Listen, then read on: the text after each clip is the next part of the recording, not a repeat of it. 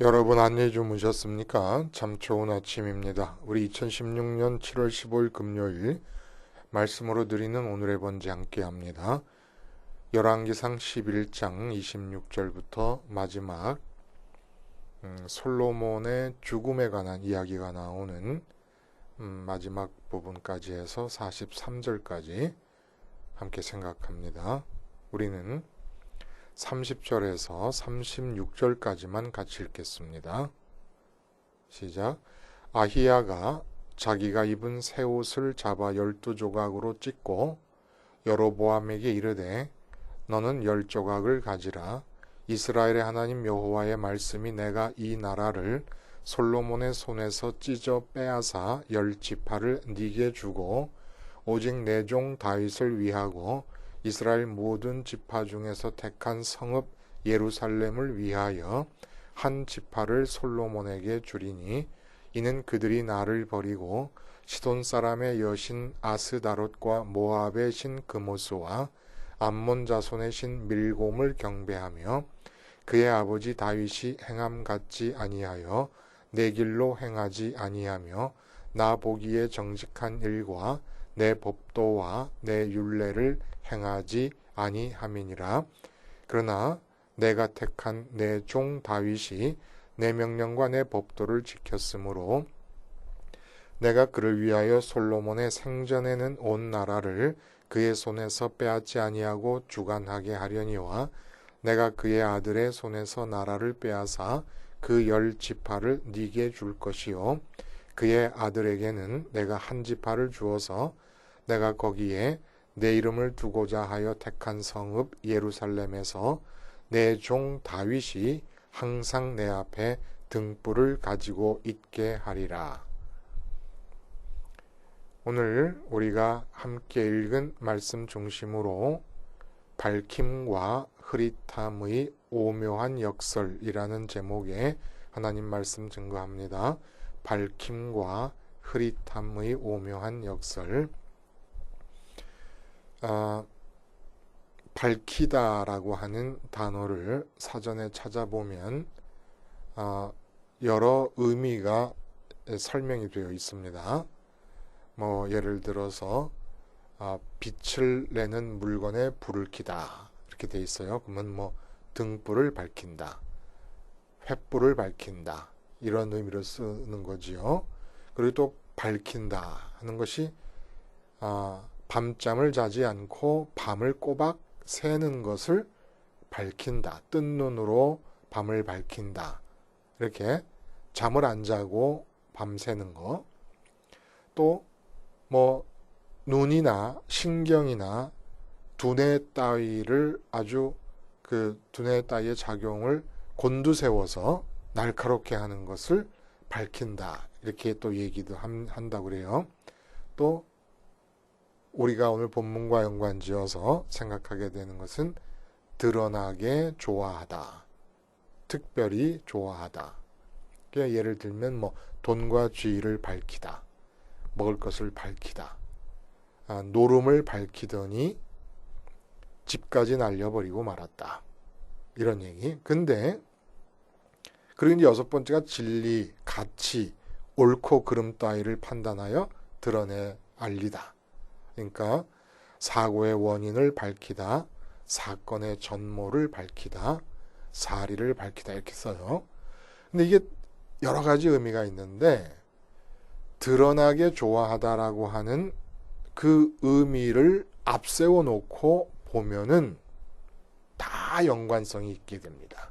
다른 밝히다에 대한 다른 의미의 설명들이 예를 들어서 내가 돈을 밝힌다 라고 이제 하고 뜻을 보면은 빛을 내는 물건에 불을 켠다. 등불을 밝힌다, 횃불을 밝힌다 그랬잖아요. 근데 돈을 밝힌다 라고 하는 얘기가 뭡니까?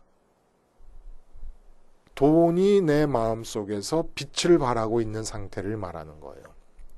그것이 좋아하는 겁니다. 내 마음에서 빛을 발하고 있는 대상. 그것이 무엇입니까? 그것을 나는 지금 드러내놓고 좋아하고 있는 거예요.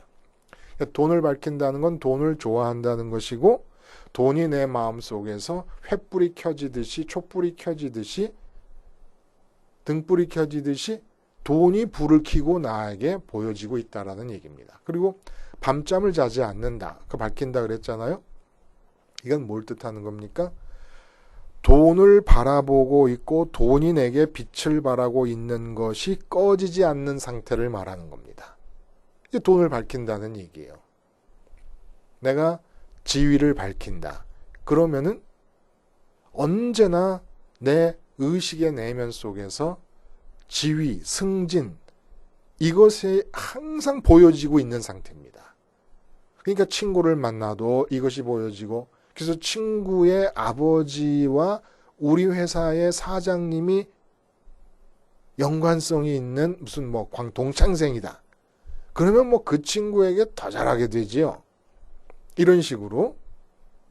밤잠을 자지 않는다는 것은 내가 특별히 좋아하는 그것에 불이 꺼지지 않고 또 내가 그것을 바라보는 시선이 죽지 않음을 뜻한다는 겁니다. 그리고 네 번째 뜻으로, 밝힌다는 말의 네 번째 뜻으로 눈이나 신경이나 두뇌 따위의 작용을 날카롭게 한다. 이것도 돈을 밝힐 경우에 돈에 대해서 굉장히 예민하게 반응하고 신경을 쓸 수밖에 없게 되지 않습니까? 다른 건 다 참아도 내 돈 떼먹는 놈은 못 참는다. 뭐 이런 거요. 예? 다른 사람 다 무시해도 돈 가진 사람은 존경하는 겁니다.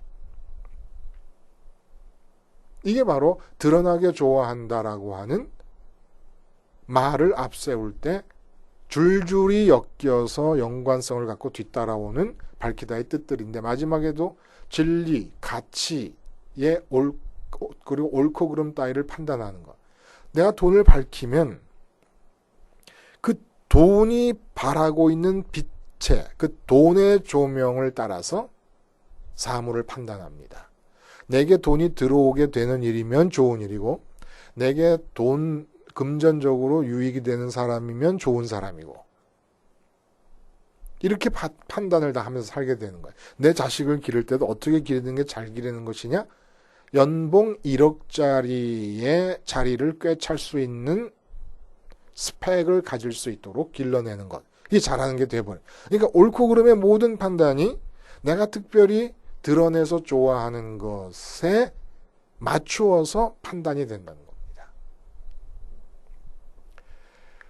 이렇게 보니까 뭐 예를 들어 돈을 밝힌다, 노름을 밝힌다, 이렇게 쓰다 보니까 밝힌다라고 하는 단어가 항상 부정적인 뉘앙스를 가지고 있는 것 같아요.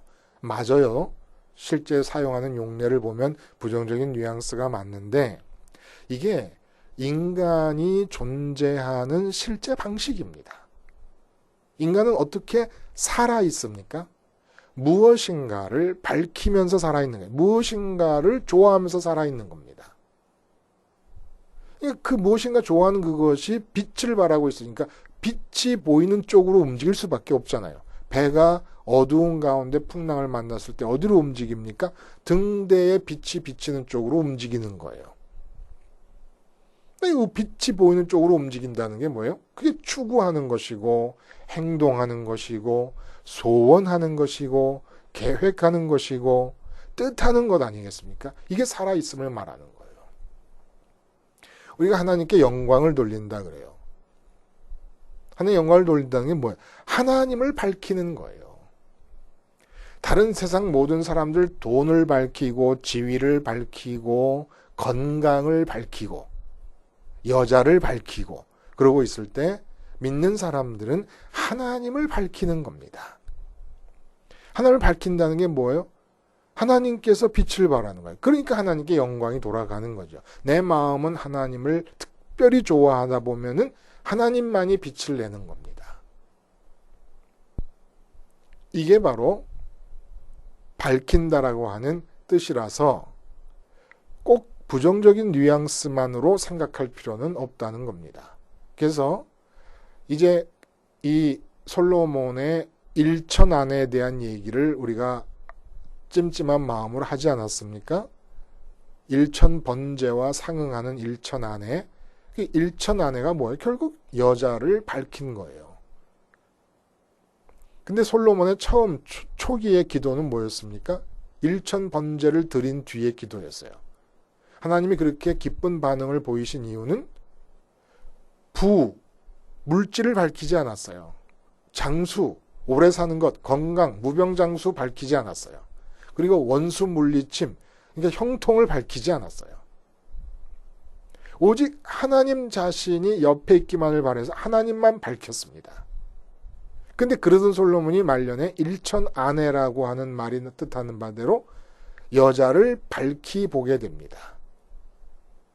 근데 이 밝힘에는 반드시 수반되는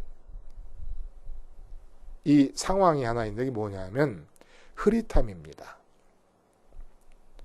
무엇을 밝히면 반드시 흐릿함이 따라오는 거예요. 무대 위에서 누군가에게 조명을 보내면 무대 위에 올라있는 다른 사람이나 다른 장면들에 대해서는 흐릿함에 묻혀버리게 될 수밖에 없어요. 우리의 시야가 흐릿함으로 가려져 버립니다. 근데 이렇게 밝힘과 흐릿함이 항상 수반되잖아요. 무엇인가를 밝히고 있으면 다른 건 흐려져요. 사업을 밝히면 아빠가 자식들이 어떻게 크는지, 아내가 무엇을 필요로 하고 있는지 아무도 못 봐요. 다 흐릿함 속에 가려져 버리고 맙니다. 근데 이상한 것은 무엇을 밝혔기 때문에 한쪽 면에서는 흐릿한 게 나타나는데 이 흐릿함 속에서 지혜가 나온다는 거예요. 참 묘한 거죠. 흐릿하다는 것은 흐리멍텅하다 라고 얘기하는 것에서 우리가 느끼듯이 어리석은 걸 뜻하는 건 아닙니까? 명철이다. 밝을 명자에 밝을 철자를 써요. 근데 왜 흐릿함 속에서 지혜가 나온다는 겁니까? 소크라테스가 뭐라 그래요?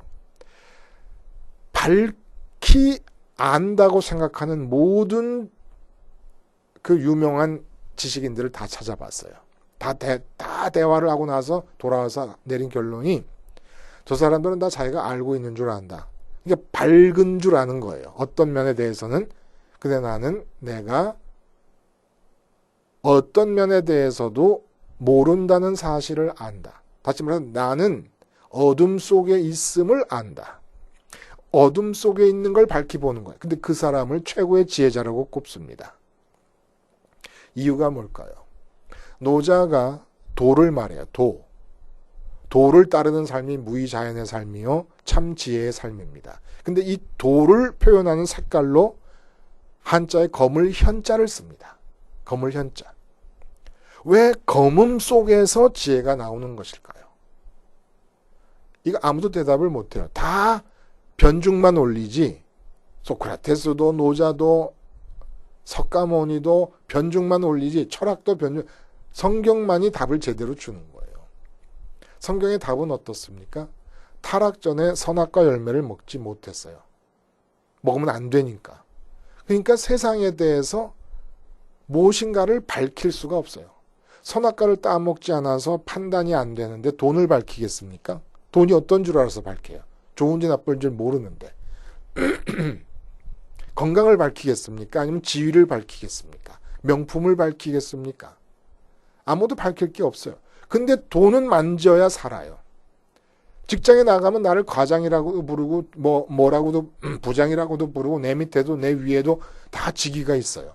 직위를 대해야만 돼요. 또 명품이건 아니건 뭐 핸드백 하나는 들어야 돼요. 어차피 상대할 수밖에 없는 상황에서 선악과를 따먹지 않은 상태다 보니까 이게 밝음이 없어요. 뭐가 좋은지 나쁜지 판단할 수가 없어요. 다 흐릿해져 버렸어요. 그러다 보니까 어쩔 수 없이 돈이 좋은지 나쁜지 모르겠는데 돈을 만지긴 만져야 되니까 하나님을 찾을 수밖에 없습니다. 백은 들어야 되는데 이게 좋은지 저게 좋은지 모르겠으니까 하나님을 찾을 수밖에 없고 부장이고 과장이고 뭐 상무고 뭐 대리고 이런 것이 있는 회사에 있으니까 그것에 마주칠 수밖에 없게 돼 있어요. 근데 나는 몰라. 좋은지 나쁜지를 몰라. 그럼 어떻게 해야 됩니까? 하나님을 찾는 거예요. 하나님이 뭘 원하시는가? 하나님이 좋다고 판단하시는 게 뭔가를 묻지 않으면 살 수가 없는 겁니다. 그래서 선악과를 따먹지 않은 상태에서는 필연적으로 하나님 밝힘증이 나타날 수밖에 없습니다. 돈을 밝히는 사람이 자나깨나 돈도 나는 것처럼 선악과를 따먹지 않은 사람의 상태에서는 하나님을 자나깨나 밝힐 수밖에 없는 거예요.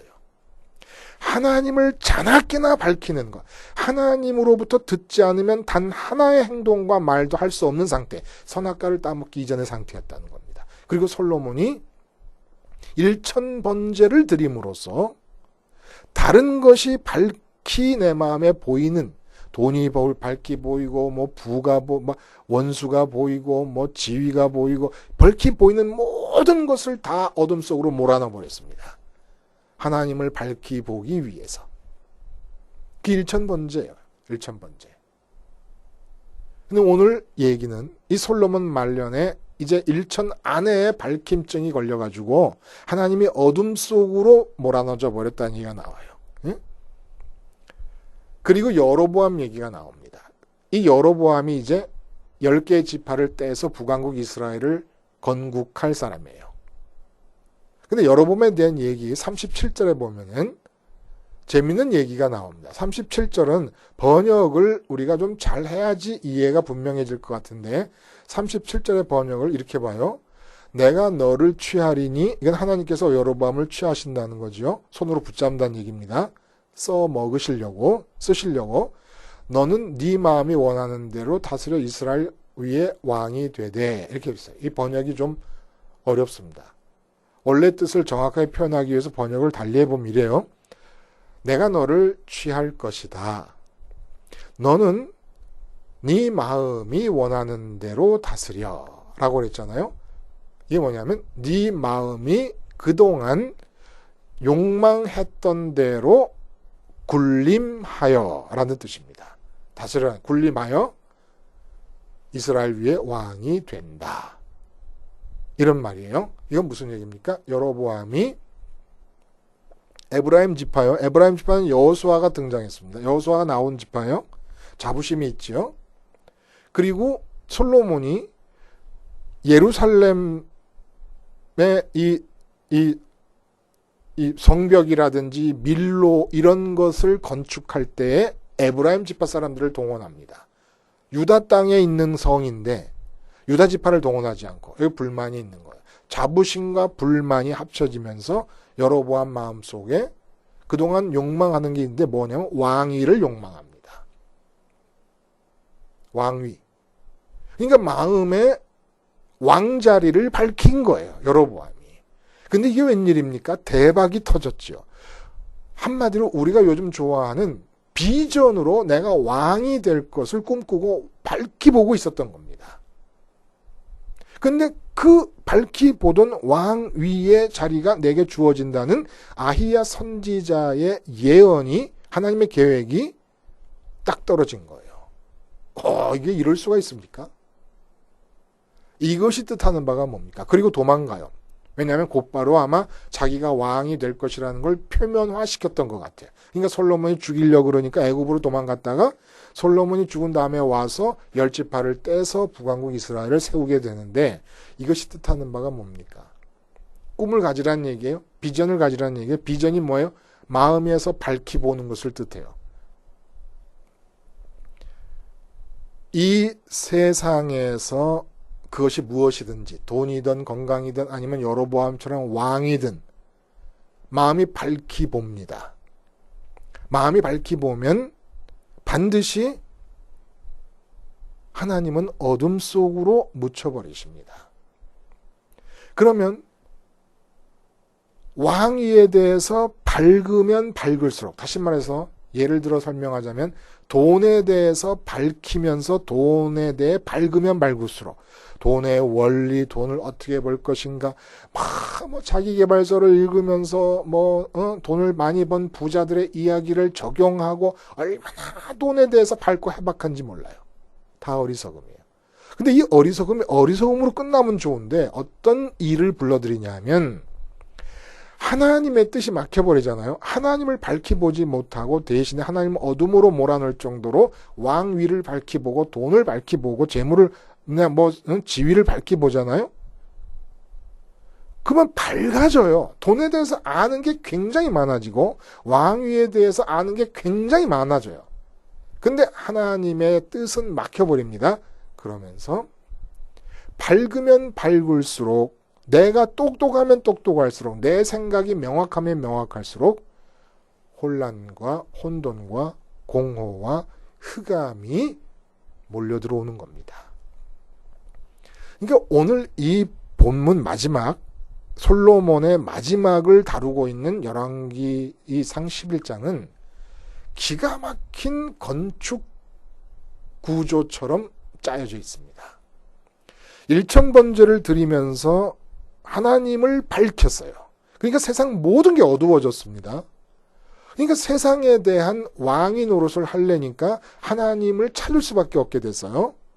그래서 하나님을 찾다 보니까 솔로몬 왕국의 그 11장에 나오는 히닷과 르손, 에돔 사람 히닷과 아람 사람 르손으로 상징되는 혼돈과 공허와 흑암의 억제 상태가 유지되고 있었습니다.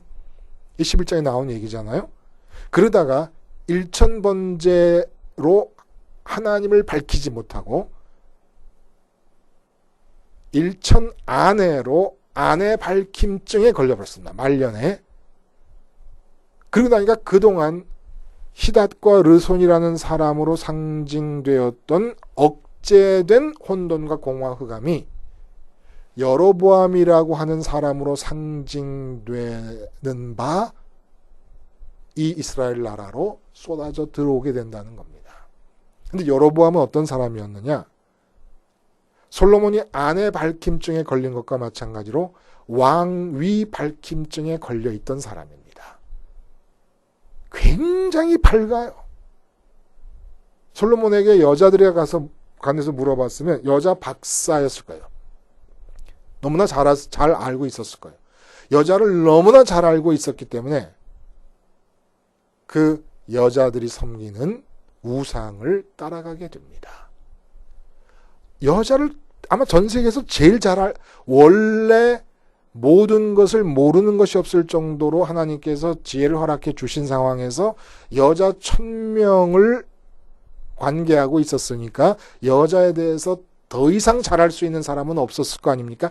가장 여자에 대해서 해박한 자 솔로몬이 그 여자들로 인해서 가장 어리석은 상태로 그모스 우상을 섬기고 아스다롯을 섬기고 밀곰을 섬기는 상태로 빠져들어갑니다. 이상하죠? 세상의 것을 밝히면 밝힐수록, 그래서 똑똑한 지식이 많아지면 많아질수록 어리석음에 빠집니다. 근데 하나님을 하늘에 계신 하나님을 밝히느라고 세상에 대해서 흐릿하고 흐리멍텅하고 어두워서 도대체 세상에서는 한 발자국 뛰기가 어려운 사람, 하나님이 가르쳐 주시기 전에는, 하나님이 이리 가라 저리 가라 이렇게 해라 저렇게 해라 가르쳐 주시기 전에는 한 발자국도 뗄 수 없는 그 사람이 일단 한 발짝 뛰면 뛰는 대로 그건 다 지혜가 됩니다.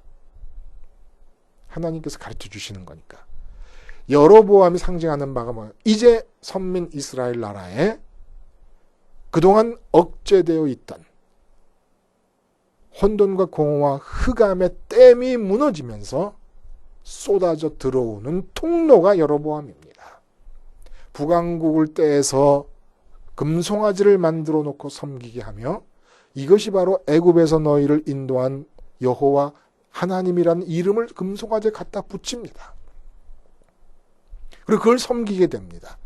그리고 200여 년 만에 이 지상에서 완전히 사라지고, 그러는 동안에 남왕국 유다도 혼란과 혼돈과 공허와 흑암의 역사가 지속되다가 586년에 완전히 성전이 무너지고 내려앉아 버리고 맙니다.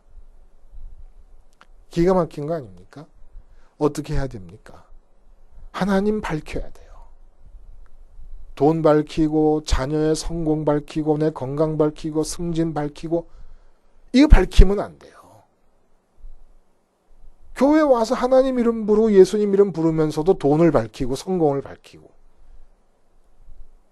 희망을 주겠다나 가난은 죄라나 이런 말이 어디 있어요. 이게 정말 교회 예배당 안에 아스다롯을 갖다 섬기는 거 아닙니까? 있을 수가 없다는 거예요. 그러나 우리는 본성상 세상 것을 밝힐 수밖에 없어요. 그러니까 번제를 생활화하자는 겁니다. 십자가를 생활화하잖아요. 그래서 갈라디아서 3장 1절에 이거 여러분들도 꼭 외우세요. 어리석도다 갈라디아 사람들아. 예수 그리스도가 십자가에 못 박힌 것이 밝히 보이거늘 예수 그리스도가 십자가에 못 박힌 게 밝히 보이면 세상에 대해서는 흐리멍텅해질 수밖에 없습니다. 내 마음으로 십자가만 바라보고 있는데 세상이 밝게 알려질 수가 있겠습니까? 좋아할 수가 있겠습니까? 십자가만 바라보고 있는데. 근데 움직이는 걸음걸음마다 지혜가 뚝뚝 떨어진다는 얘기입니다. 세상에 대해서는 바보 같은데. 세상은 전체가 어둠 속에 가려져 있으니까 나는 내 스스로는 한 발자국도 못 되는 거예요. 왜냐하면 내 마음의 밝음은 다 십자가에 집중되어 있으니까. 하나님 밝힘증, 하나님을 어떻게 밝힐래요? 십자가를 바라보면서 밝힐 수밖에 없습니다. 왜냐하면 주님이 죽으시고 부활하시고 승천하셔서 하늘에 계신 아버지께 가시면서 그 길로 내 마음을 끌어가시니까. 내 마음이 성령님을 통해 하나님을 느끼게 하시고 만나게 해주시는 거니까. 유일한 길이니까. 십자가를 바라본다는 게 하나님 밝히는 거예요. 일천번제를 드리는 겁니다. 십자가를 바라보니까 정말 아는 게 없는 게 아는 게. 예? 돈을 압니까? 무슨 승진을 어떻게 하면 되겠는가라는 걸 압니까? 어느 직장이 좋은지를 압니까? 어느 여자와 결혼하면 되는 줄 압니까? 연애 박사라서 여자를 알겠어요. 뭐를 알겠습니까? 아무것도 몰라요. 십자가만 바라보고 있으니까. 밝히 보이거늘. 근데 그 사람이 결혼하면 지혜의 결혼이요. 그 사람이 취직하면 다른 사람이 우습게 보여도 그 자리가 아니면 안 될 자리이기 때문에 하게 되는 지혜의 취직이 되고 그 사람이 돈을 쓰면 지혜의 돈 쓰며 그 사람이 돈을 벌면 지혜의 돈 벌미 됩니다. 아무것도 모르는 그 사람이. 이게 역설 아닙니까? 세상에 대해서 밝으면 밝을수록 밝혀서 밝아지면 밝아질수록 우리는 통째로 어둠 속으로 들어가고 통째로 혼돈과 공허와 흑암이 쏟아져 들어옵니다. 여로보암은 비전의 사람이었습니다. 이 세상에서 이룰 것에 대한 비전의 사람이었습니다. 가장 어리석은 자였고 선민 전체를 혼돈과 공허와 흑암의 쓰나미 속으로 파묻혀버리게 만든 장본인이었습니다. 이 땅에서 비전을 갖는다. 비전이 본다는 것이고 밝힌다는 것이에요. 이 세상에서 밝히는 것이 있는 한 점점 더 어리석음은 강화되고 혼돈과 공허와 흑암은 겹겹이 쌓여져 갈 것입니다. 하나님을 밝힘으로써 세상에 대해 어리석고 흐릿함 속에서 이 세상을 향한 참 지혜가 내 입과 내 사지 백체의 끝에 열매로 주렁주렁 맺히게 될 것입니다. 기도하시겠습니다. 하나님 아버지, 주님의 십자가로 일천번제를 생활함으로써 세상에 대한 흐릿함 속에 오직 지혜의 열매들만 맺으며 살 수 있게 해 주시옵소서. 예수님의 이름으로 기도하옵나이다. 아멘.